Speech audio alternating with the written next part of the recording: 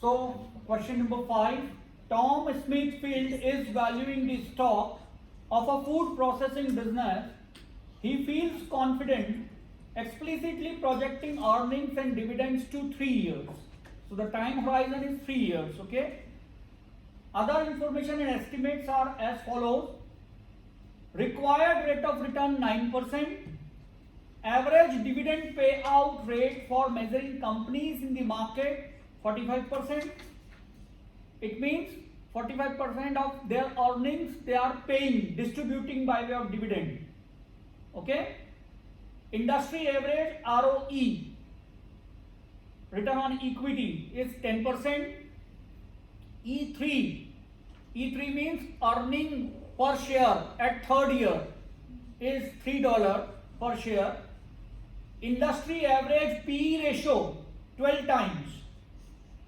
On the basis of this information, answer the following question.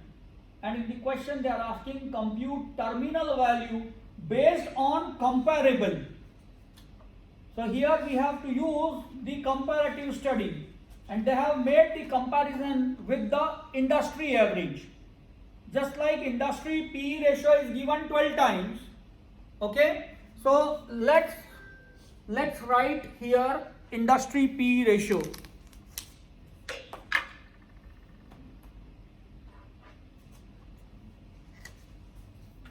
Industry PE ratio is given 12 times. What is the formula of PE ratio? MPS over EPS. Industry average is 12 times. We don't know MPS, but we know our EPS. This is our EPS, and this is industry PE ratio. So based on this comparative study, we are going to find out our stock value. Yes, 4. It is 36. Yes. Cross multiplication. Okay? Yes. 36.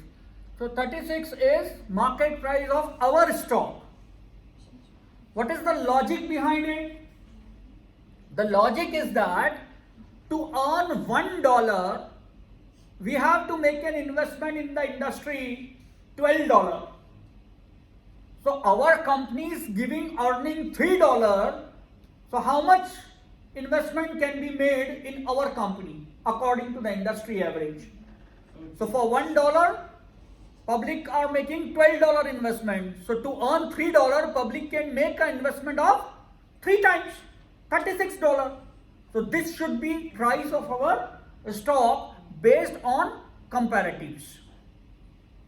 Logic is very simple, okay? It's clear?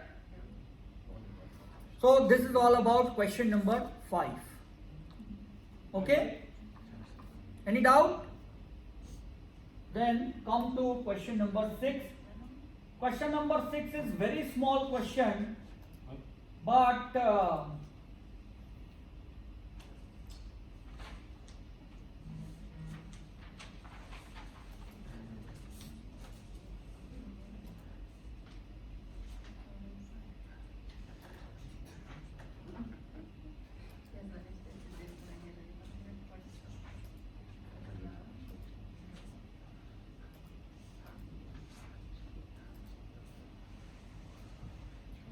in the question number 6, they are asking us, contrast your answer in part A to an estimate of terminal value based on the Gordon growth model.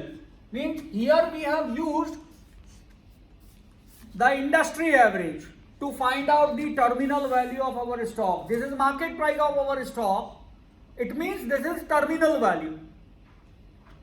This may not be the actual market price. Is it clear? This is our own observation. Is it clear? This is our own expectations. So this is the terminal value, may not be the actual market value. Is it clear? So now they are telling us to use the Gordon growth discount model and then recalculate the terminal value of the stock. Okay? So we have to use GGM, Gordon growth model. To use Gordon growth model, what is the formula you know? D0 1 plus G divided by R minus G. This is the value of stock. Okay? You can say terminal value of stock. Terminal value of stock at year 3. D0 we don't know. But how we can calculate D0?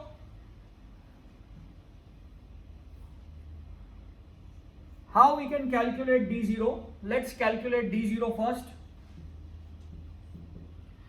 As they said in question number 5, that our EPS is 3. EPS at third year is 3. And the industry average payout is 45%. So can we calculate 45% of it to find out D0? Are you getting? We are earning $3 and we are paying 45% of it. So it means we can calculate D0. Okay? How much it is? 1.35. 1.35? Okay. So 1.35 we are going to use it here. Then 1 plus G, growth rate. Now here the another issue is we don't know the growth rate also. So we have to find out growth rate. And we have to find out the growth rate which will sustain in the future. So actually we have to find out sustainable growth rate. Sustainable growth rate. And what is the formula to find out sustainable growth rate? That is ROE, return on equity, multiplied by retention rate. ROE, return on equity, multiplied by retention rate. Okay? So what is ROE, return on equity? The industry average is given 10%. It's given in the question, industry average, return on equity. Look at the question number 5. Okay? It's given 10%. And if the dividend payout ratio is 45%, then what is the retention ratio? If you are distributing 45%, it means you are retaining 55%. Is it clear? So 55%. So it means your sustainable growth rate will come 5.5%. And this rate we are going to use here 0.055. Then divided by R. Which R we have to use? Which R we have to use here? 9% is given in the question. Yes, in question number 5, it is very clearly mentioned required rate of return is 9%. Okay?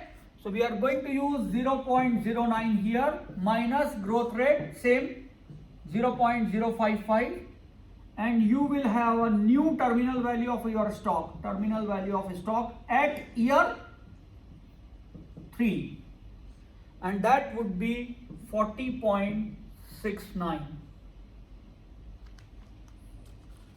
If you use Gordon model, terminal value is different from the comparatives one. If you use comparative one, stock value or terminal value or intrinsic value is 36. According to this model, it is 40.69. So if you are changing the model, the terminal value will get changed. It's clear?